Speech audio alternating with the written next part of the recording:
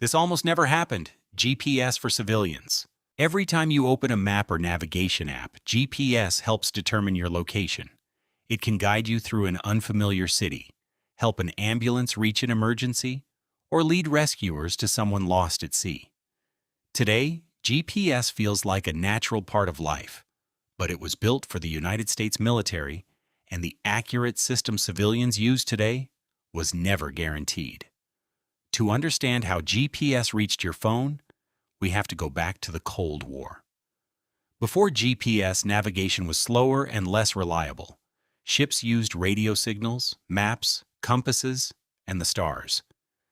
Aircraft depended on ground stations and carefully calculated routes. Scientists eventually realized that satellites could solve this. If a receiver knew the position of several satellites, it could use their signals to calculate its own location.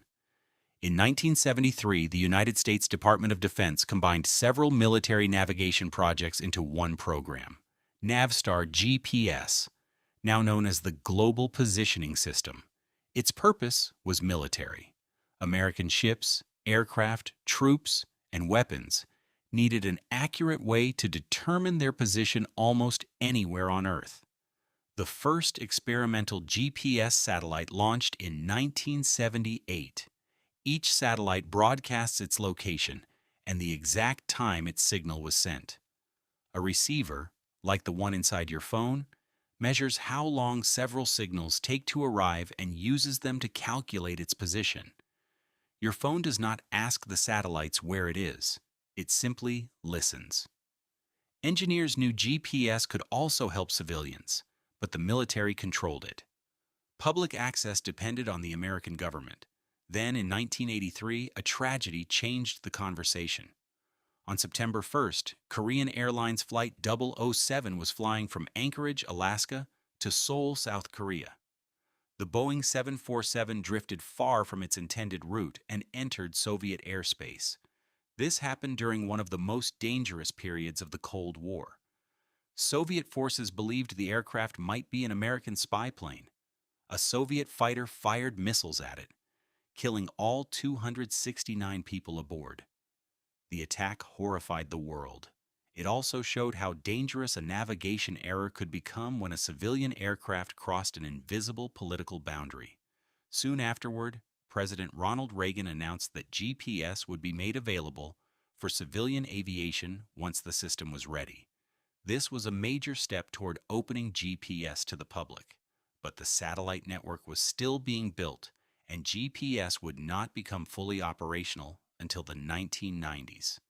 There was also another problem. The United States feared enemies could use its satellites to guide troops, aircraft, or weapons. So civilians were not given the same accuracy as military users.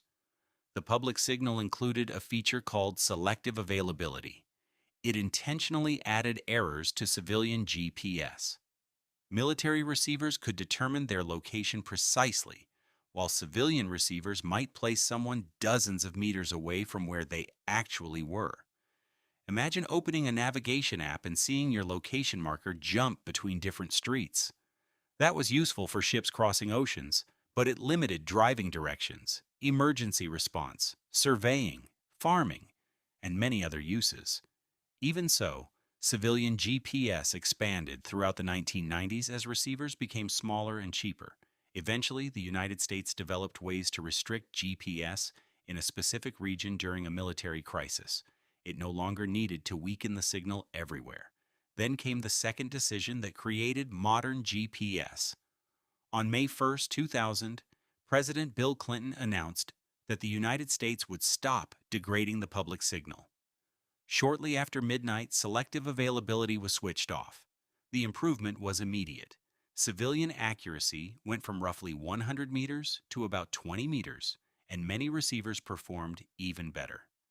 That change helped make GPS practical for cars, phones, farming, package tracking, emergency response, and search and rescue.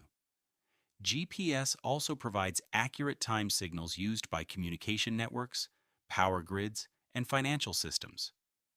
GPS began as a Cold War military project, but the system we rely on today required two crucial decisions. Reagan's commitment to civilian access after Flight 007, and Clinton's decision 17 years later to stop weakening the public signal. Without those choices, GPS might still have reached ordinary people, but later, less accurately, or under tighter restrictions. So the next time GPS guides you home, remember what made it possible.